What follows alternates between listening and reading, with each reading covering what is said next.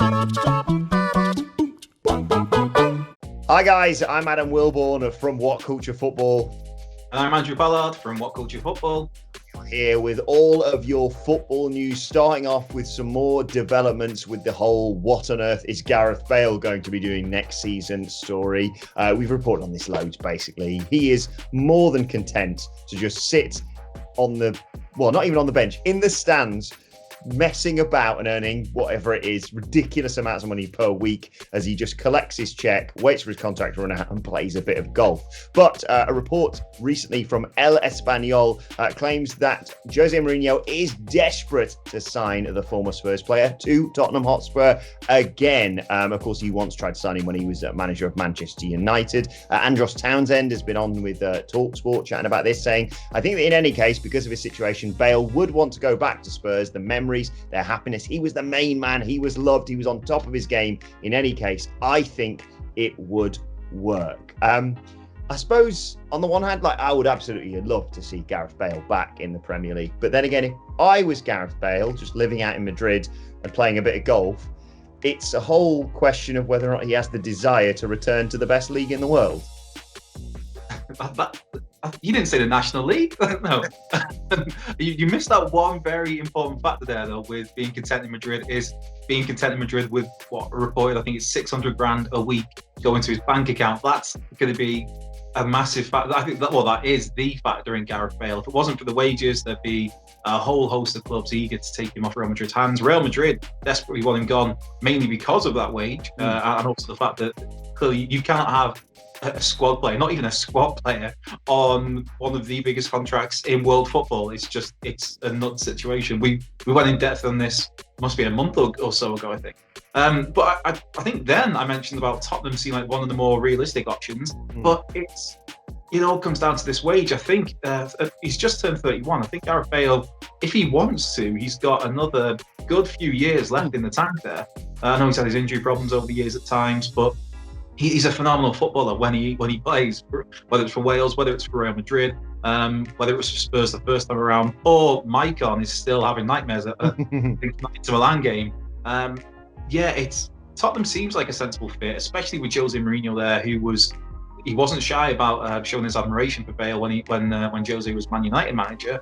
It's going to come down to that wage. Bale, I don't know. I think maybe the only way I can see out of it is if Real Madrid they pay part of the wages, because Daniel Levy is notoriously tight with the money for Spurs, and he ain't going to be paying anywhere near £600,000 a week to anybody.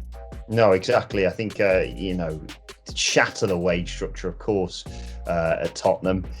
There may be an argument, it's football romanticism argument, that Bale may be willing to take a pay cut to return to his, I was going to say boyhood club. He was at Southampton before then. What am I talking about? But to return to the club where he really made his name.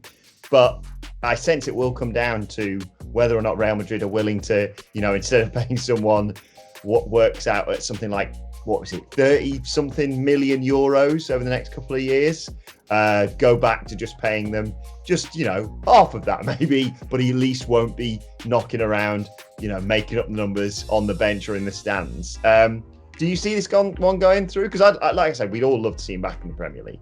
I do think that he will leave, but I think there's still going to be that kind of Mexican standoff for a little while until Real Madrid buckle and just say, right, okay, leave, we'll carry on subsidising your wage, just go, get out, don't turn around now, you're not welcome anymore. All of this jazz, all at Gareth Bale.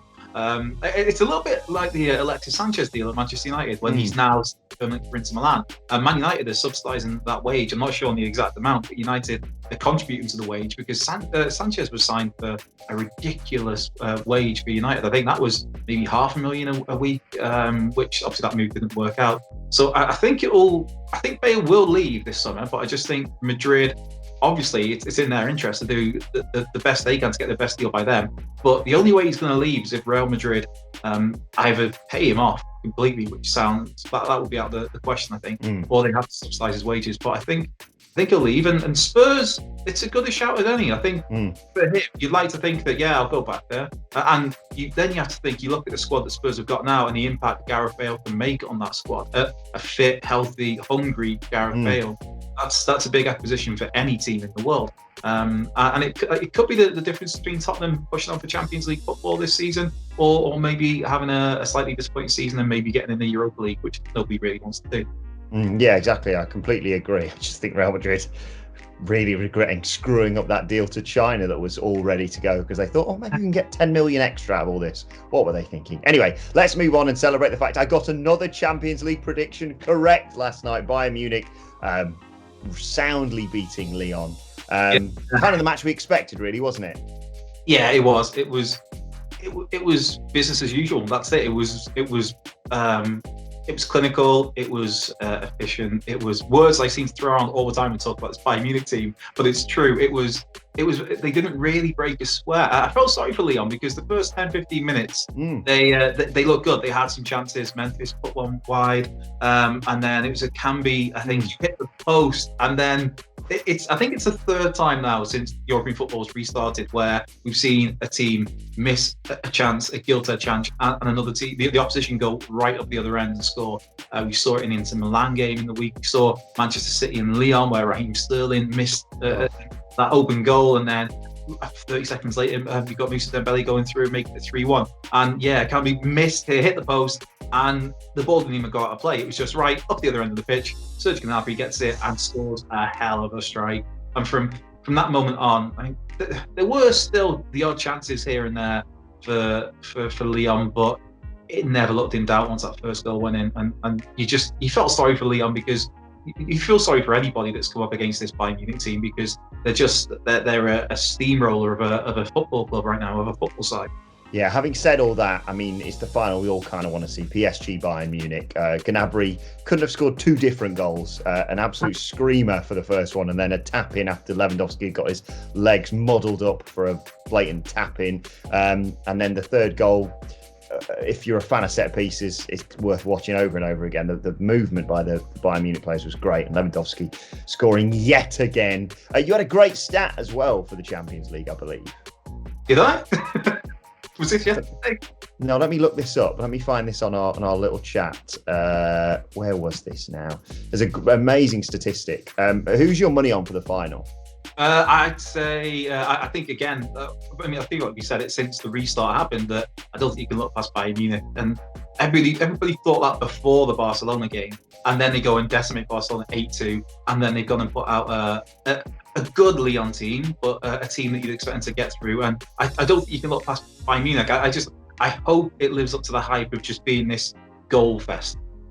Indeed, I've just found the stat. It's from our lovely editor, Mr. Adam Nicholas. It's from Reddit. It says the 2020 Champions League final between Paris Saint-Germain and Bayern Munich will be the first in 22 years, all the way back in 1998, in which both of the teams qualified to the tournament as league champions. Great little stat, that.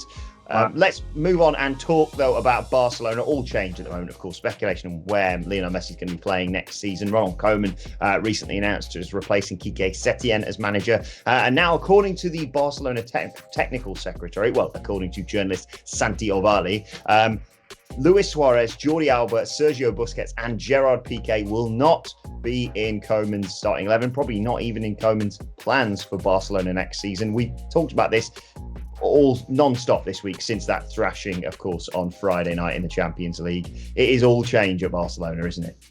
Yeah, we've heard so many different spins on this same sort of story involving the squad, where we've heard that there's only 4 players that aren't for sale. We've heard that everybody else is fair game, apart from I guess some like an Ansu Fati or some of the younger players coming through. They're still going to remain at the Camp Nou. But yeah, it seems that Barcelona are kind of having, I guess you'd say a fire sale, which sounds so strange to slap that tag on a side like Barcelona. But it seems that there's only not even a handful of players that they're desperate to keep. Messi being one of those, but even that might be out of their hands if he wants to go. Which Guillem Balaguer this morning was saying that it's the most likely now than it's ever been that Leo Messi will look to leave, which is crazy to think of. But yeah, we talked in the week that Luis Suarez might be off to Ajax to return him there. I know Inter Miami have been touted for him as well. Gerard Piqué himself, one of the players you mentioned there that he might get rid of, he was the first to come out of the game. The thrashing is by Munich and say, look, if I'm part of the problem, I'm okay to move on, and it's all about the greater good of the side of the club, I guess. You look at Jordi Alba as well and Sergio Busquets, who are two other mainstays of the past decade, basically. And especially in the case of Busquets, because he's Barcelona through and through since a kid. But then Jordi Alba's been there for what feels like forever now as well. So when you hear stories like this, it just further backs up the wholesale changes, rumours and rumblings that we hear about. And it looks like it's going to be a big summer or month or 3 weeks, whatever it is, until that gets going, of change for Barcelona.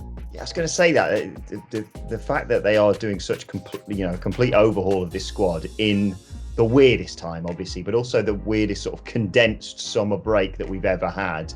I place your bets now on what Barcelona's starting 11 is going to be for next season, because anything could happen, and they're being linked with a Liverpool player as well, aren't they?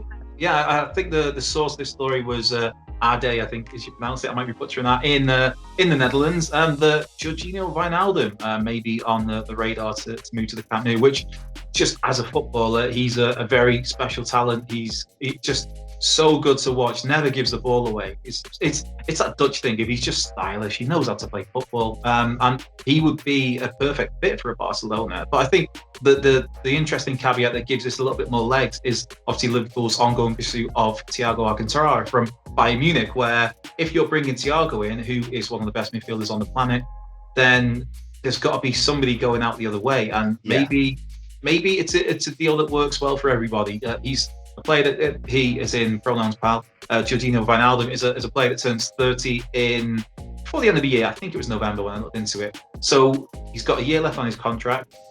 It's that thing of, it just seems like all the pieces could be falling into place where Liverpool are bringing in this world-class midfielder. Wijnaldum obviously knows Ronald Koeman from Koeman being his manager for the Netherlands. He's a player that would fit really well for the traditional Barcelona style, air quotes. And with a year left on his contract, it seems like it's a deal that could well be done. I think it'd be a great fit. I mean, we talked yesterday or the day before, maybe, of Donny van de Beek, maybe going there from Ajax, another player that Koeman knows very well from his time managing the Netherlands. Memphis Depay is another Dutch player with Barcelona. And they've got Frankie de Jong, but this is a club that it's almost, Barcelona is so synonymous with so many great Dutch footballers, whether it's Cruyff, or it's Ruud Hess, or it's Ronald Koeman himself as a player, Patrick Kluivert, Frank de Boer, Ronald de Boer, Philippe Cocu, Mark van Bommel, Lekker David, Michael Reisiger, Winston Bogart even. There's so many that just they pop everywhere. And they've got Frankie de Jong there now. So it seems to make a lot of sense. And Koeman, he's supposedly signing a 2-year deal or a 1-year deal with the option of a second year. And there's a lot to do there. And there's a lot of rebuilding that needs to be done.